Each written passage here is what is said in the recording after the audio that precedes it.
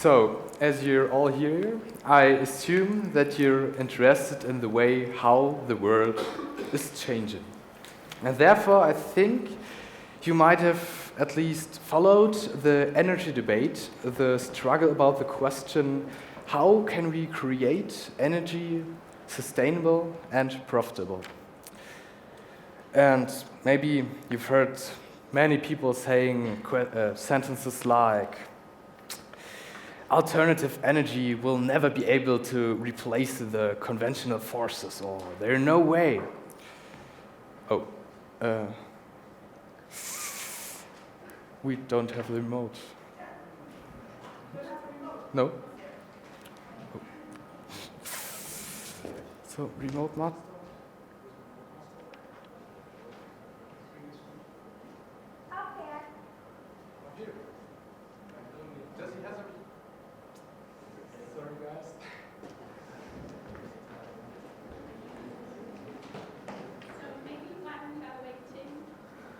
Me brief you very shortly about our beginning of the idea, because we were just asking ourselves what can happen to make our society more aware of the energy we consume.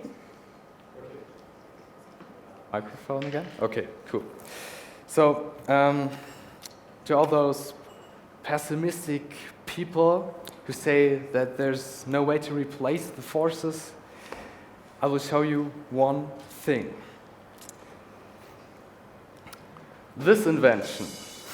And you can just use it, and when you use it, you create, by creating some pressure to a little element inside, over 10,000 kilovolt of energy, by causing pressure on an element which is called a piezo panel. And now, imagine the possibilities.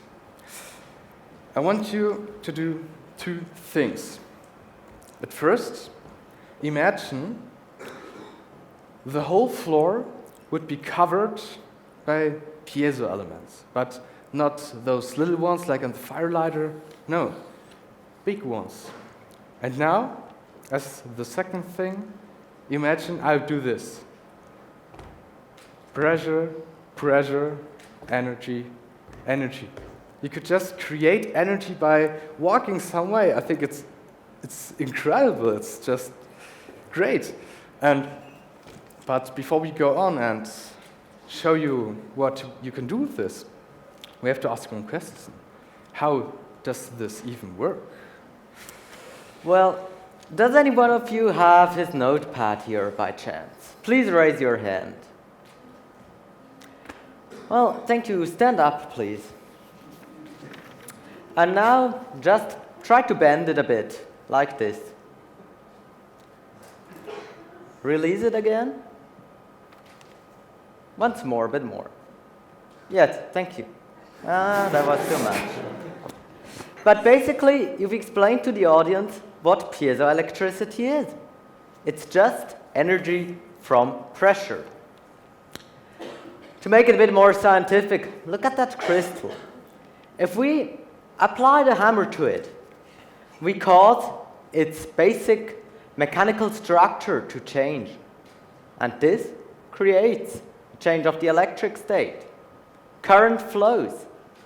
And what is current else but electricity?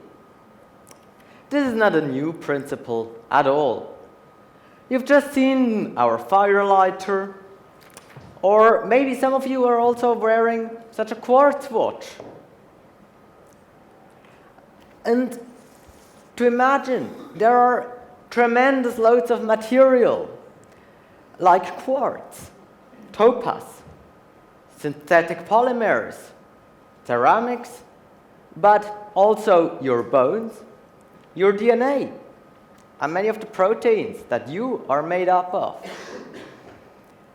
And one figure, if we deform this crystal by only 0.1%, you can measure an effect. So I guess you won't doubt that thousands of volts of potential difference can result from a simple bit of hammering around on a crystal. Well, I know there will be some skeptics amongst you who are not convinced. I bet with all those skeptics among you, you've never been to Japan. Because if there you use the subway, you walk through electric gates which are just powered by the people who are walking towards them. And even better, the same people will look at a display which is also powered by piezoelectricity. Nothing but people walking, and powering the station they are using. So, I think you can be convinced that this, in application to a city, will power the city itself. Well, so now we heard a lot about the technology, but let me shortly tell you, or let's just imagine how life would look like in a world where this technology would just surround us everywhere. So imagine it's Friday afternoon and you're heading home from work, you're tired, you're sitting on the train, and the train is passing mile by mile, and with each mile, it uses some energy, but also some new energy is generated. Then you're reaching the train station, you get out. Can you see yourself walking down the train station? Can you see yourself getting out of the building, stepping on the pavement, and step by step, bringing some energy into the network of the city? So now you're finally reaching your home. You see it from afar, and there you see the children, the neighbors' children. They're playing basketball and bouncing the ball against the ground, and bump by bump, they bring new energy to the ground.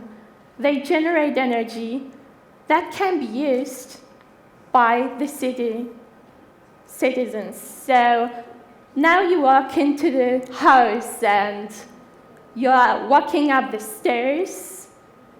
It's been an exhausting day. Hungry? No problem. Just put a pizza into the oven and then, well, wait. There's a small display on your oven telling you, well, there's not enough energy yet that you have produced today to make it. It's just around 40 steps. So you just walk around the house a bit, and after a moment, 30 steps, you generated enough energy to just put the pizza into the oven and only use the energy that you have generated yourself throughout the day. Isn't it amazing? I think it's a great idea to also be very aware of what actually it means to generate energy that we use in our daily lives. Well, at the beginning of the presentation, there was a little thing that went wrong. And why did it go wrong? It is a remote control, and it was very remote from the presentation. And this is where our solution is tackling the problem. It's local. We have it under control. We produce the power ourselves, and we obviously have to store it. Because maybe we're not walking along the street simultaneously while our pizza is baking. So why not store that energy in a chemical reaction? For example, hydrogen reaction, or for those amongst you who do not like to be blown up easily, you can also use methane gas, or maybe some talented scientist amongst you finds an even better reaction. Or we just use temperature differences with aquifers underground. There are loads of potential energy forms which we can use to save the power more locally and to have it available when we really need it. Well, so now let me just ask you one question. Where does our energy come from today?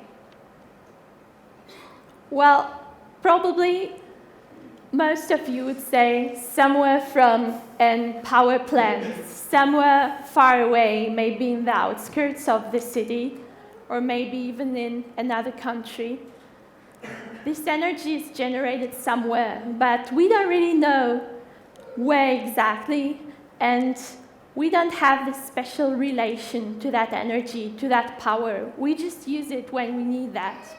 But actually, don't we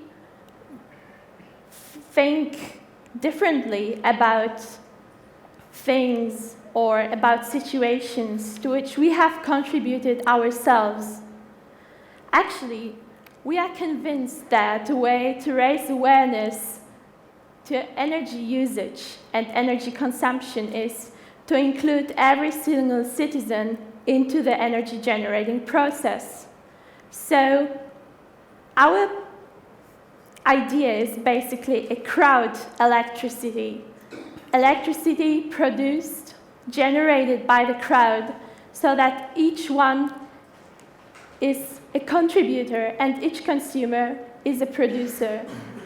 This would create a mind shift in our society and just completely change the way we think about using our energy.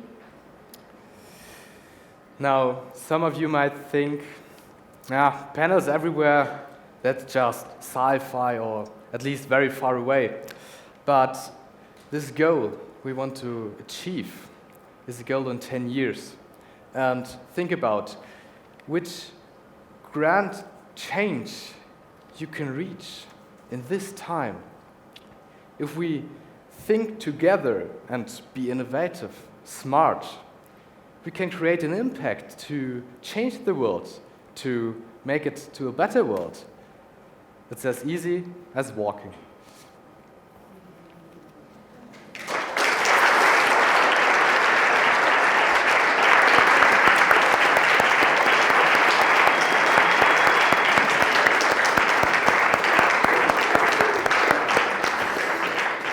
And group 7 is right now entering the stage, the whole group with their coach, Jacqueline. Please come over here a little bit so we can take your picture. Come on, come on. Yes.